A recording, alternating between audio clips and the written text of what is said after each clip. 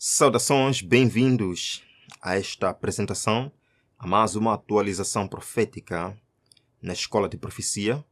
Aqui estamos para acompanhar os eventos finais, as manchetes, aquilo que representa a ordem do dia na regimentação das nações, para o conflito final entre os mandamentos de Deus e os mandamentos dos homens, para o conflito final da grande controvérsia. E cada um de nós é chamado agora a escolher de que lado estar neste conflito. O mundo está sendo preparado para estar em um dos lados, ou dos guardadores dos mandamentos de Deus, que tem o selo de Deus, ou dos guardadores dos mandamentos da besta e que enfim receberão o sinal da besta. Esta é uma mensagem importante. Este é um tempo importante. Decisões serão feitas em breve. Estamos aqui para apresentar, irmãos, mais um argumento. Eu digo que isto não pode ser coincidência. Não. Isto é demais, meus irmãos. Isto é demais.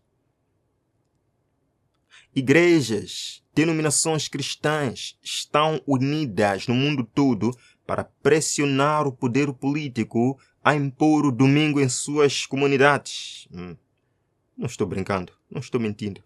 Eu vou mostrar aqui. Mas eu gostaria de chamar a todos aqueles que escrevem nos comentários: os adventistas são loucos, isso decreto dominical nunca vai acontecer. Por favor, cliquem aqui abaixo na descrição do vídeo, encontrem o link desta matéria que irei apresentar, leiam, assistam o vídeo até o final e deixem vossos comentários. Em 6 de março, meus queridos irmãos, em 6 de março, alguns dias atrás, a Irmandade dos Trabalhadores da Ação Católica, que é uma organização católica que promove a reforma trabalhista em toda a Europa, é interessante isto. É interessante saber que Roma tem uma organização trabalhista que promove a reforma trabalhista. E nós sabemos o que significa essa reforma trabalhista. E agora eles estão falando abertamente. Esta organização fez um apelo aos legisladores de 8 nações europeias para estabelecerem o domingo como um dia comum de descanso para a sociedade. Coincidência? Esta Irmandade dos Trabalhadores da Ação Católica argumenta que garantir o domingo legalmente como um dia livre de trabalho é essencial para proteger a liberdade e a dignidade das pessoas. Não só. Esta organização católica disse ainda que o descanso de domingo em si só é um pilar fundamental da democracia e que a sociedade não pode viver livre sem a proteção legal do domingo. Vejam aqui. Defenda a democracia. Fortaleça os domingos livres.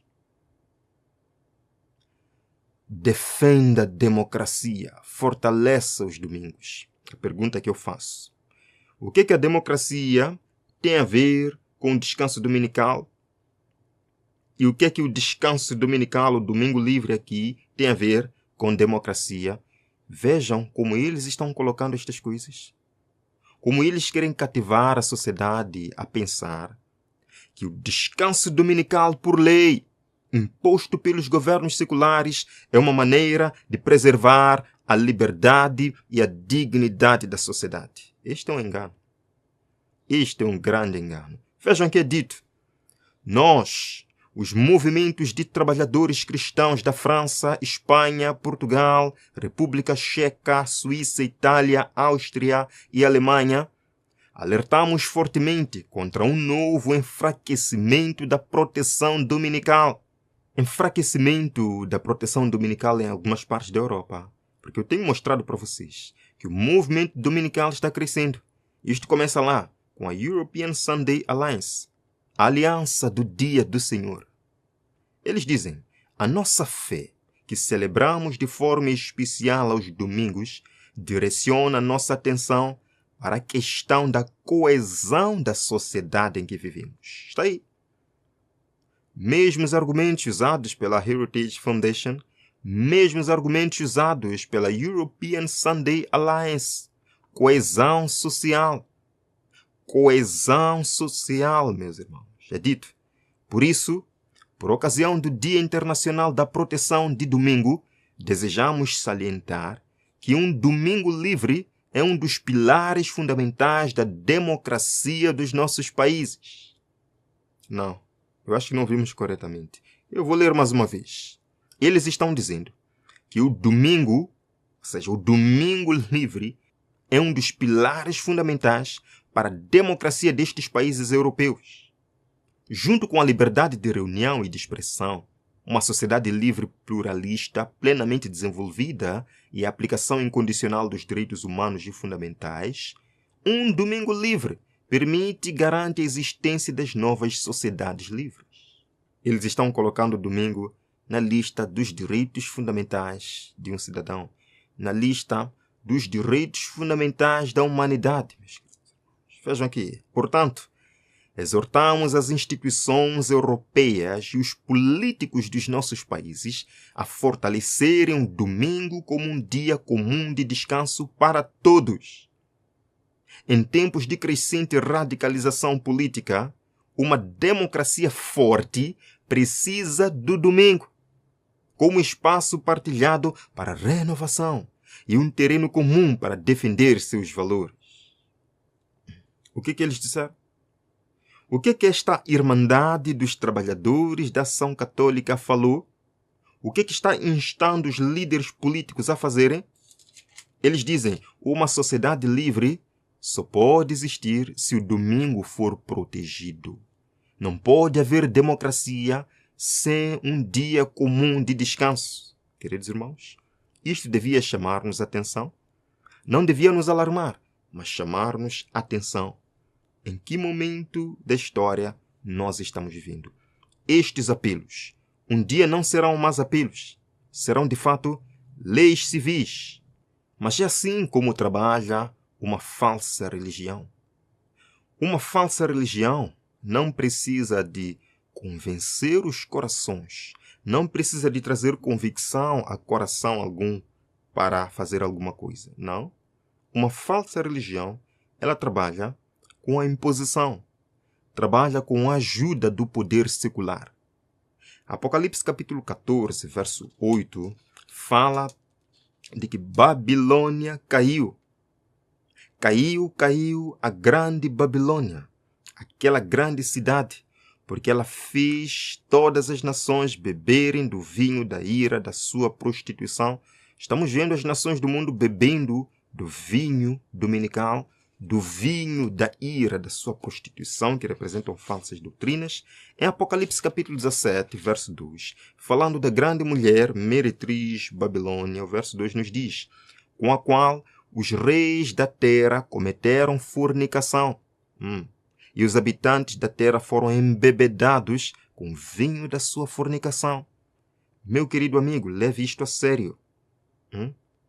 Roma está embebendo as nações com o vinho da sua fornicação, que representam falsas doutrinas.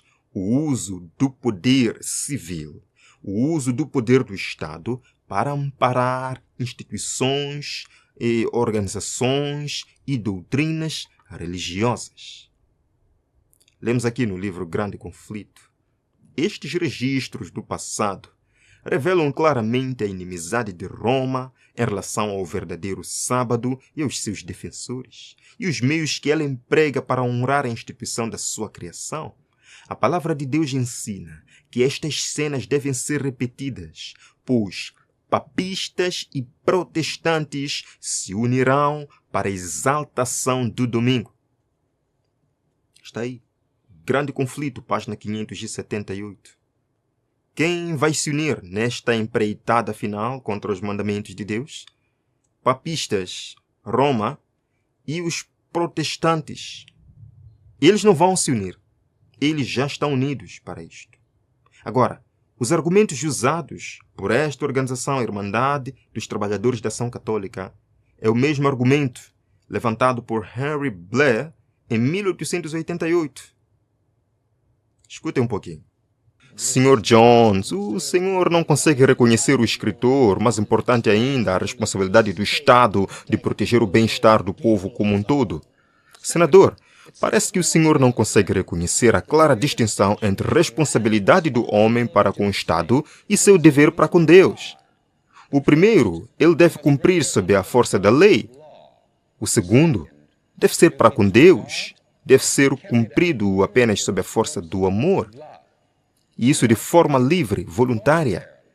Nenhuma lei pode comandar o amor. Nossa lei dominical foi escrita para garantir a preservação do dia do Senhor em benefício do povo. Um objetivo admirável, senador Blair, mas completamente desnecessário. Nossa Constituição já reconhece os direitos do povo em relação à sua religião. Sua lei dominical não acrescentaria nada às nossas liberdades fundamentais. Pelo contrário, acrescentaria restrições. Receio, Senhor, que você esteja cego para as realidades de nossa época. Se os homens devem um dever a Deus e não o cumprem voluntariamente, tornam-se uma influência corruptora na sociedade. Essa proposta de lei dominical teria uma influência corruptora ao introduzir força e coerção em sua observância. Pelo contrário, o efeito pretendido é valorizar o sábado. Se os homens não consentirem em honrar o dia do Senhor, se suas ações nesse dia não forem restringidas pela lei civil, com licença, então eles pisoteiam os próprios direitos daqueles que desejam honrar e observar o dia como santo ao Senhor. Com todo respeito, senador, você não vê que o seu projeto de lei dominical propõe pisotear os direitos das minorias religiosas? Você realmente quer voltar àqueles tempos sombrios em que a Igreja e o Estado se uniam para forçar os homens a violar sua consciência e conformar-se a uma religião oficialmente estabelecida? Não é uma função legítima do Estado legislar em prol do bem comum? O bem comum que você tanto valoriza não é atendido ao restringir os direitos da consciência de um homem para ampliar os direitos de outro. O mesmo argumento. Coesão social, beneficiar a sociedade, o mesmo argumento. E eles dizem que uma sociedade democrática precisa do domingo imposto. Agora, lembram-se, compartilhei na semana passada o novo livro da América. O novo livro lançado na América. Vejam aqui. Stephen Wolf, PhD. O grande promotor dominical da América. Lança um novo documento coautorado por 2 pastores presbiterianos americanos. E nós vimos um pouquinho, só para lembrar, para os irmãos entenderem que isto não se trata de coincidência. Estes livros todos que estão sendo escritos falando do domingo como benéfico para a sociedade, isto não é coincidência, meus irmãos. Não é. Não. Há pessoas que querem me fazer acreditar que isto é coincidência, mas não é. Vejam aqui. Página 74, vimos. Este sábado civil, meus irmãos, a América está sendo instada a ter um sábado civil. Como eu disse, uma falsa religião não convence por meio da palavra de Deus, usa o poder civil. Esta cessação dos negócios mundanos é o que o governo civil nos países cristãos é chamado a impor.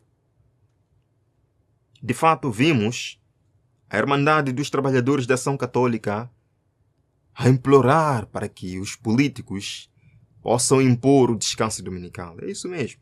Mas aí Stephen Wolf diz: o sábado civil é necessário para a preservação das nossas instituições livres e da boa ordem da sociedade. Mesma coisa. Preservação das instituições livres, ou seja, para a democracia, para a ordem social. A mesma coisa que está sendo falada no velho mundo, Europa, está sendo falada agora no novo mundo. A América vai formar uma imagem da primeira besta. Eles dizem que se um governo não consegue estabelecer por lei o dia do Senhor, torna-se um governo tirano. É um ato de tirania. Página 94, nós lemos que que os presbiterianos americanos defendiam sanções civis contra violações da primeira tábua da lei de Deus. E eles falam aí embaixo que precisam das leis do sábado para a sociedade. Meus queridos irmãos, eu espero que os meus amigos anti-lei dominical já tenham deixado aí os comentários. O que acham sobre tudo isto? O que acham sobre estas recentes postagens? Sobre estes livros recentes da América? Deixem os vossos comentários. Eles são fundamentais.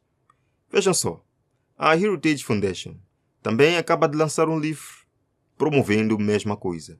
Isto é coincidência? Salvando a América.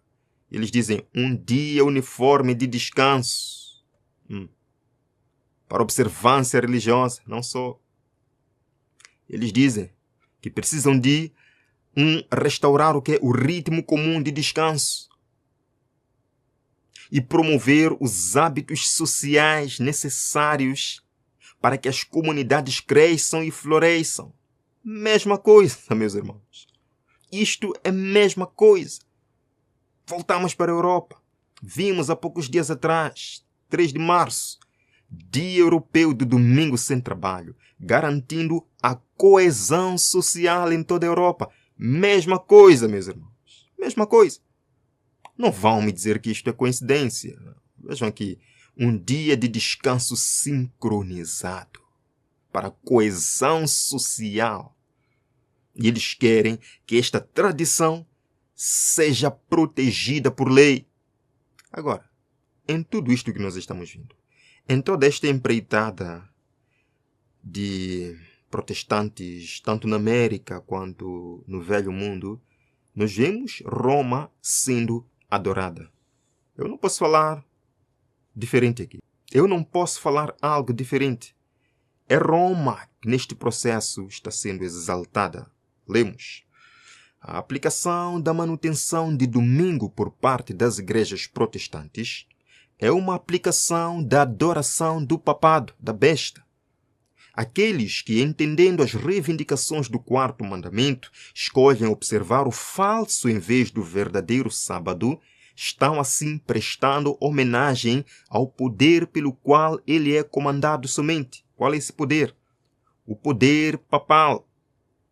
O poder católico romano. E o Papa Leão XIV está nos preparativos para lançar o livro, inspirando-se em Leão XIII e no contexto em que Leão XIII escreveu o seu livro. Vejam aqui, Magnificat Humanitas, Momento Rerum Novarum de Leão XIV. E o que dizia a Rerum Novarum? De que tratava? Da questão do trabalho. Desde o verão de 2025, autoridades do Vaticano confirmaram que Leão XIV tem trabalhado firmemente em um documento fundamental. Meus irmãos, é um documento fundamental parecido com a Rerum Novarum de 1891. Quando a Rerum Novarum foi publicada, impactou o mundo como um trovão. Leão XIII, naquele tempo, abordou no seu livro, na sua encíclica, diferentes questões, incluindo o quê? Descanso do trabalho. E aqui estamos. Ele vai lançar esse livro, abordando sobre a mesma questão.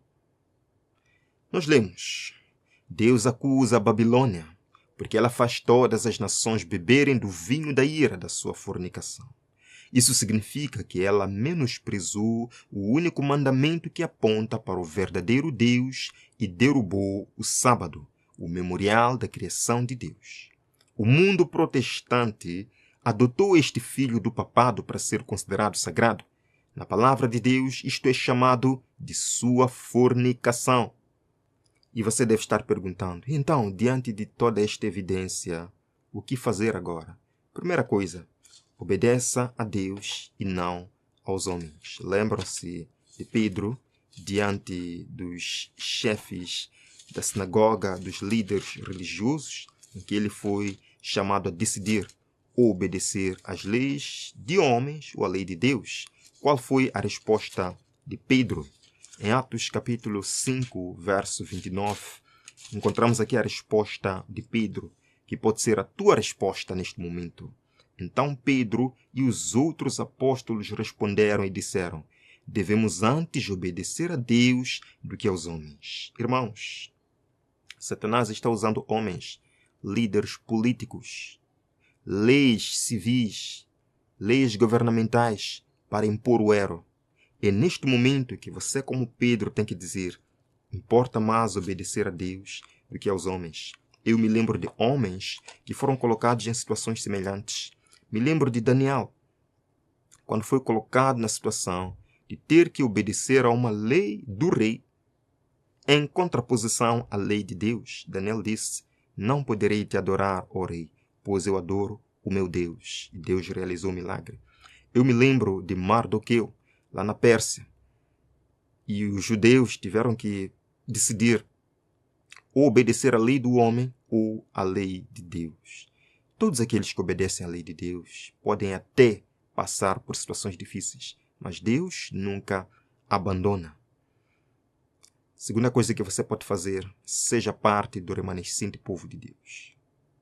Este remanescente povo de Deus não é melhor do que ninguém, mas é um povo que deseja obedecer a Deus e guardar os seus mandamentos enquanto o mundo se vira para as tradições humanas. Em Apocalipse capítulo 12, versos 17, aqui está a característica desse povo remanescente de Deus, que você é chamado a fazer parte.